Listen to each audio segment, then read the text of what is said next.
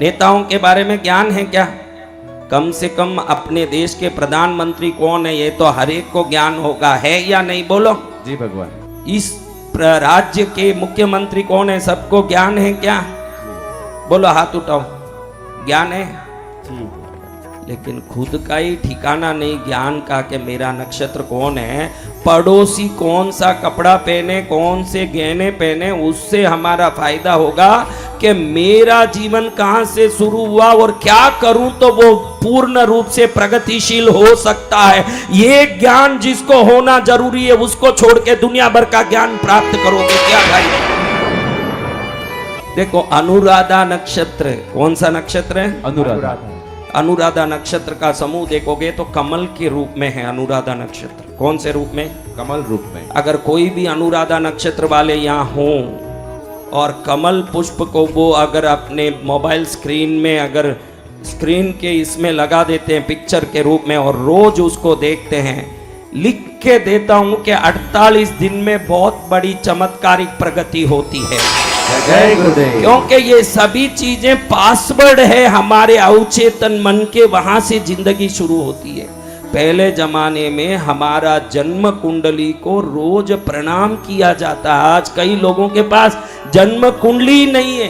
कई लोगों को पूछे बोले कि मेरी जन्म कुंडली नहीं महाराज। अभी हम मेरे पास एक मध्य मंत्री आके गए अभी फिलहाल 2 दिन पहले, वो कहते हैं कि मेरे जन्म तारीख का ही मुझे पता नहीं है। तो हम ध्यान देने जैसी बात है। देखो हस्त नक्षत्र, बोलो हस्त से आप समझ लिए होंगे कौन सा नक्षत्र है? बोलो हस्त यानी क्या? मैं किसी की टीका टिप्पणी नहीं कर रहा हूं। आप ऐसे मत सोचना कि महाराज जी टीका टिप्पणी कर रहे हैं। महाराज जी सभी टीका टिप्पणी से दूर हैं, लेकिन हस्त नक्षत्र यानी क्या?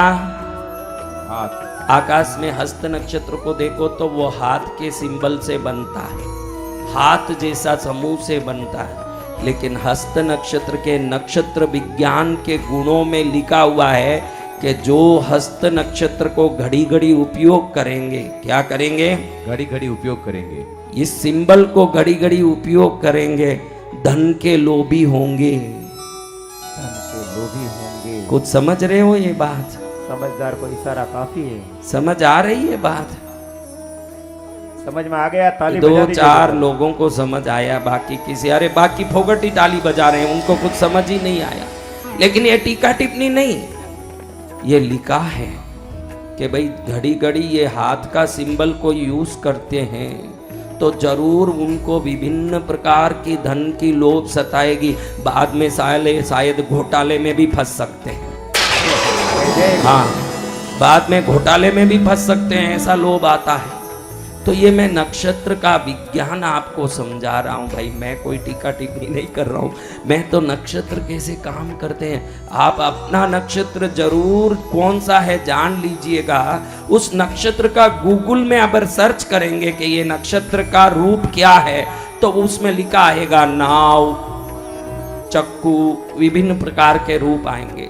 उसको अगर आप अश्विनी नक्षत्र को आप समझ सकते हो, अश्व यानी क्या? घोड़ा।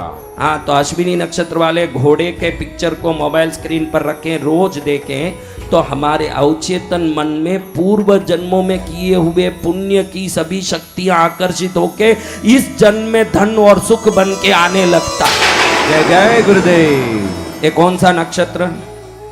अश्विनी। मृगशिरा, मृग यानी हिरण, शिरा यानी सिर। मृग का सिर जिसका हो वो मृगशिरा, यानी हिरण का सिर अपने मोबाइल स्क्रीन पर रखें, कहीं लगा के रखें, रोज देखें तो हमारा कई पूर्व कार्यों का कनेक्शन उससे बनता है और जीवन अपने आप किसी प्रकार से सही रास्ते पर चलना शुरू हो जाता है। जय जय गुरुदेव। ये नाम के बारे में जब बोलने गया तब ये बात मुझे याद आई, ये बात याद आई। लेकिन आज मैं बताना चाहता हूं कि भगवती दाक्षायणी दक्ष प्रजापति के घर में जन्म ली, 27 नक्षत्र भी उसकी बहनें बनी। तब मुझे ये नक्षत्र की बात याद आई कि आपको बता दूं कि आप अपने नक्षत्र से बहुत फायदा उठा सकते हो, क्योंकि आपके जीवन के सभी चीजें नक्षत्र के आधार पर चलता है। नक्षत्र के आधार पर ही सब कुछ होता है। तो इस प्रकार से जो दाक्षायणी माँ जन्म ली, उसको मन में ही पहले से ही शंकर जी के प्रति मन में बहुत प्रेम और आकर्षण था। उसके मन में सदा एक ही भाव आता था कि मुझे शंकर चाहिए। क्या चाहिए? शंकर भगवान। कौन चाहिए? शंकर के प्रति स्नेह करने के कारण सदा शिव शिव शिव शिव शिव। एक बार दक्ष प्रजापति माँ दाक्षायणी सती सो रही है, उस कमरे में जा रहे हैं, तो उनको लगा कि कोई कुछ बोल रहा है, लेकिन सती देवी सो रही थी उस समय। दक्ष प्रजापति को मन में आश्चर्य हुआ कि ये क्या बात है, कौन कुछ बोल रहा है। देखा तो दाक्षायणी माँ का जो श्वास चल रहा है, वो श्वास की आवाज, उनके प्राण की नाड़ी की आवाज शिव शिव शिव कर रहा है, जैसे कोई बोल रहा हो। क्या कर रहा है? जैसे कोई बोल रहा है। धक धक करता है ना अपना, आप लोग भी कहते हो धक धक करने लगा मेरा जिया रे जलने लगा, ये सब आप कहते हो कि नहीं? तो उसका धक धक क्या कर रहा है बोलो? शिव शिव शिव शिव शिव शिव शिव शिव शिव शिव शिव। अब दक्ष प्रजापति को मन में आया कि ये शिव शिव कर रही है, तो ये शिव के साथ विवाह करेगी। तो भगवती दाक्षायणी का विवाह शंकर जी के साथ हुआ, बड़े धूमधाम के साथ, बड़े संगीत के साथ, बड़े उल्लास के साथ, बड़े आनंद के साथ जी भगवती का विवाह हुआ। देखो,